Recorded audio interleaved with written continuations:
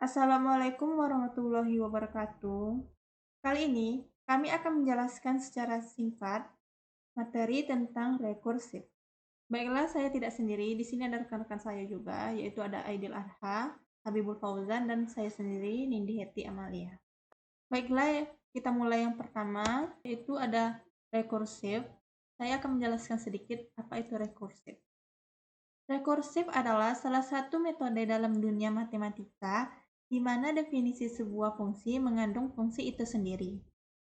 Dalam dunia pemrograman, rekursif diimplementasikan dalam sebuah fungsi yang memanggil dirinya sendiri. Biasanya, rekursif ini dipakai untuk sesuatu yang membutuhkan perulangan seperti faktorial. Penggunaan rekursif sangat efisien dalam memecahkan solusi dan dapat memecahkan masalah yang sulit dengan tahapan yang mudah dan singkat. Sedangkan di sisi lain, kekurangan rekursif adalah sulitnya dipahami dan memerlukan stack besar atau stack overrun. Ciri masalah yang dapat diselesaikan secara rekursif adalah masalah itu dapat direduksi menjadi satu atau lebih masalah-masalah serupa yang sangat kecil. Secara umum, algoritma rekursif selalu mengandung dua macam kasus. Yang pertama yaitu ada kasus induksi. Kasus induksi yaitu satu atau lebih kasus yang memecahkan masalahnya dilakukan dengan menyelesaikan masalah serupa yang lebih sederhana, yaitu menggunakan recursive calls. Yang kedua yaitu ada kasus dasar atau kasus penyetop atau base case, yaitu satu atau lebih kasus yang sudah sederhana sehingga memecahkan masalahnya tidak perlu lagi menggunakan recursive calls. Supaya tidak terjadi rekursif yang tak terhingga, setiap langkah rekursif haruslah mengarah ke kasus penyetop atau base case. Di sini ada kelebihan dan kekurangan rekursif. Yang pertama, kelebihannya yaitu programnya lebih singkat. Yang kedua, pada beberapa kasus lebih mudah menggunakan fungsi rekursif. Contohnya perangkat, faktorial, Fibonacci, dan beberapa proses direct lainnya. Yang terakhir yaitu lebih efisien dan cepat dibandingkan proses secara iteratif. Selanjutnya ada kekurangan. Kekurangan iteratif terdiri dari yang pertama, memakan memori lebih besar karena setiap bagian dari dirinya dipanggil akan membutuhkan sejumlah ruang memori untuk penyimpanan. Dan terakhir ada rekursif seringkali tidak bisa berhenti sehingga memori akan terpakai habis dan program bisa hang. Baiklah, di sini ada contoh program coding yang akan dijelaskan oleh Habibul Fauzan. Sini adalah contoh penggunaan fungsi rekursif dalam Java. Sini saya akan mencontohkannya untuk menghitung sebuah faktorial. Faktorial adalah perkalian semua bilangan atau bilangan itu sendiri. Faktorial dilambangkan dengan tanda seru. Contohnya di sini faktorial 3 itu artinya 3 dikali 2 dikali 1 sama dengan 6. Jadi kita buat dulu, langsung aja kita buat dulu fungsi rekursifnya. Rekursif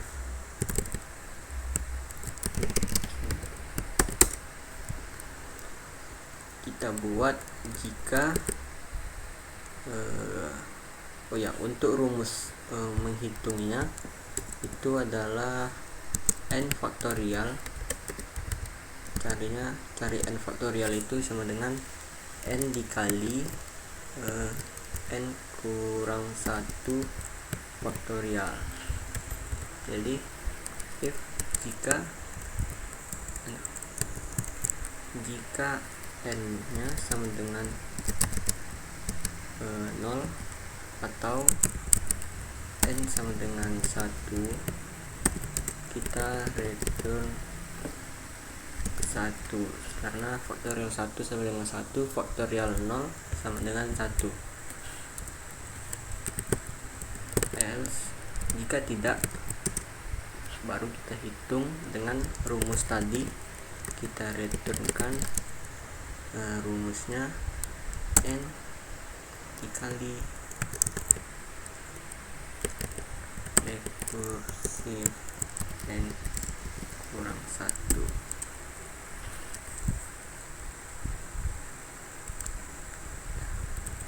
Baru kita coba menghitungnya di sini. Kita buat scanner dulu.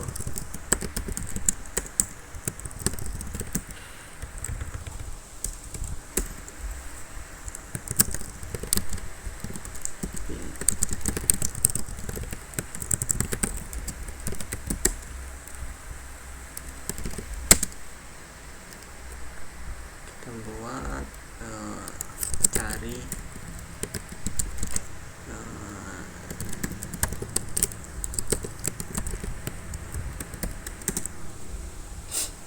baru kita print.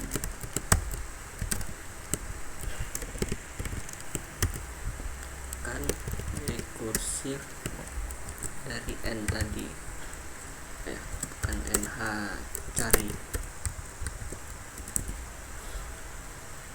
Jadi misalkan kita input 5 dikali rekursif 5 kurang 1, 4 sampai dia berulang, sampai dia 1 ya tadi. Karena kan rekursif ini sama seperti looping, dia akan terus berulang hingga ada yang menghentikannya di sini jika n-nya atau carinya itu sama dengan 0 atau sama dengan 1. Coba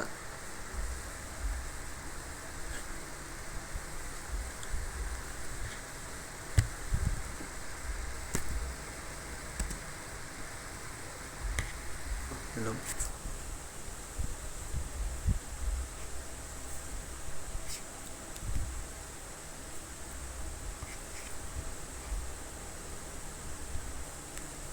Sepertinya jaringan ya. Ya, kita coba lagi.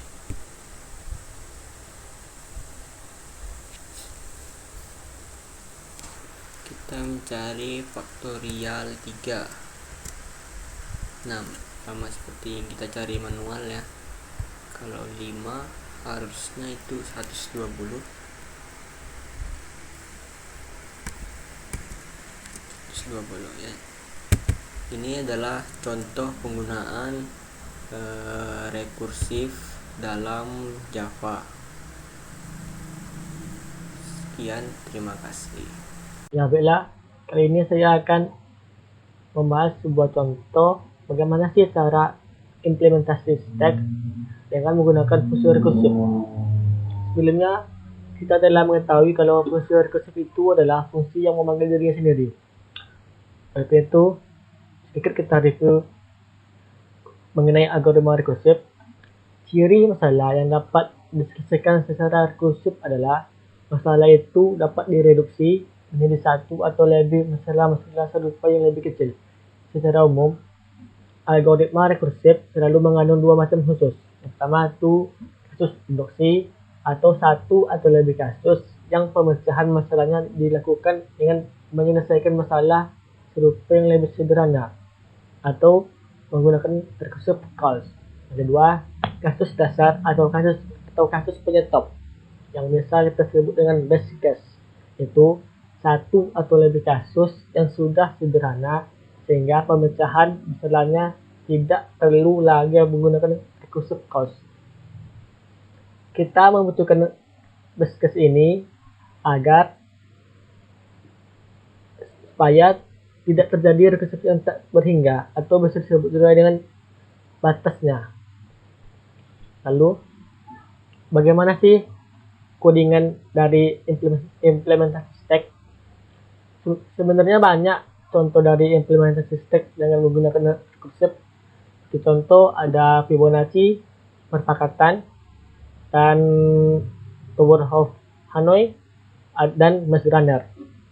Tapi kali ini kita menggunakan metode Fibonacci. Jadi apa sih itu metode Fibonacci? Fibonacci adalah metode yang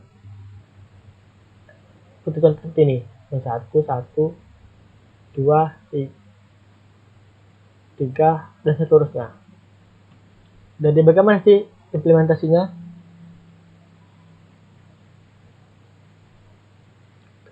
Kita buat break,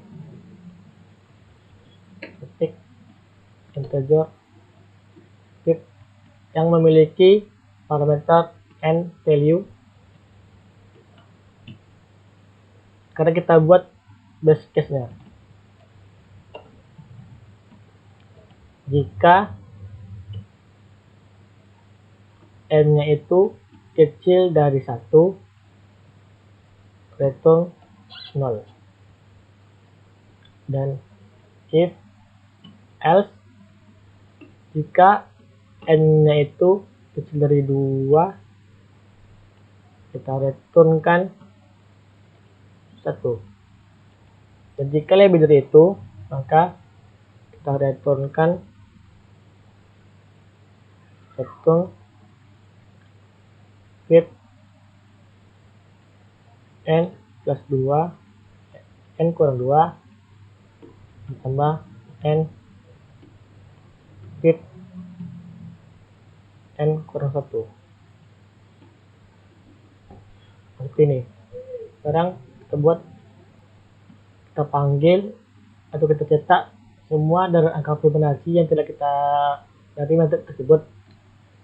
Seperti caranya adalah seperti berikut.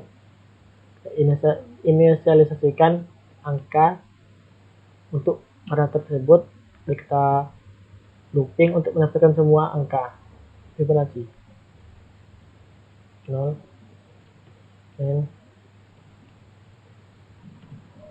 is out, strip, i, keluar.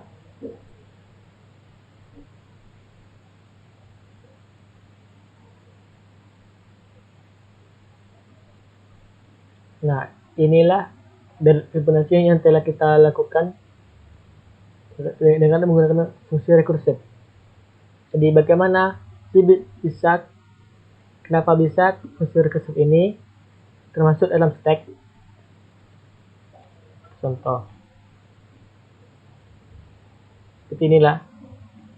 Saat kita memulai suatu program, maka pertama kali dijalankan adalah metode main, dan dalam metode main itu akan memanggil metode Fibonacci dengan n value-nya itu 5. Maka setelah itu metode main itu akan di-push ke dalam stack.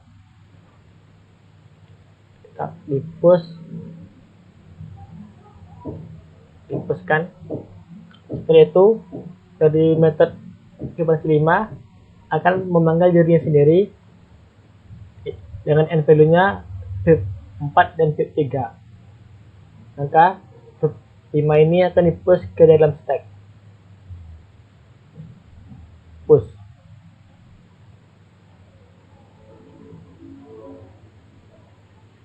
Setelah itu metode Fibonacci 4 akan memanggil dirinya sendiri dengan n value-nya itu adalah Fibonacci 3 dan Fibonacci 2. Maka Fibonacci ini akan di-push ke dalam stack dengan fib 3 terlebih dahulu, baru fib 4. Setelah itu metode fib 3 akan memanggil dirinya sendiri dan menghasilkan n value 2 dan 1. Setelah itu baru di-push metode fib 2 dan fib 3 ini ke dalam stack. Setelah itu Fibonacci 3 akan memanggil dirinya sendiri dan menghasilkan n value 2 dan 1. Maka metode Fibonacci 1 akan di-push ke dalam stack lagi. Setelah sampai, dicek di dalam bus kondisi jika n-nya itu kurang dari 2 dan Fibonacci itu n-nya itu kurang dari 1, maka Fibonacci 1 ini akan di-pop keluar dan masukkan angka 0, 1. Ini ditambahkan dan 1, Fibonacci 3 akan nge-pop keluar dengan mereturn angka 1. Karena tadi angka 1 Fibonacci 2 itu menghasilkan angka 1 atau mereturn angka 1, maka ini di-pop keluar. Lalu ini ditambah dan Fibonacci yang keempat akan nge-pop keluar dan mereturn angka 2. Setelah itu Fibonacci 3 tadi karena telah mereturn angka 1, maka ini di-pop keluar. Ini tambah, maka Fibonacci kelima ini akan nge-pop keluar dengan mereturn angka 3, dan angka 3 ini akan dibaca oleh fungsi main. Seperti itulah contoh implementasi stack di dalam fungsi rekursif. Baiklah, sekian dari presentasi kami. Lebih dan kurang kami mohon maaf. Wabillahi taufiq wal hidayah. Assalamualaikum warahmatullahi wabarakatuh.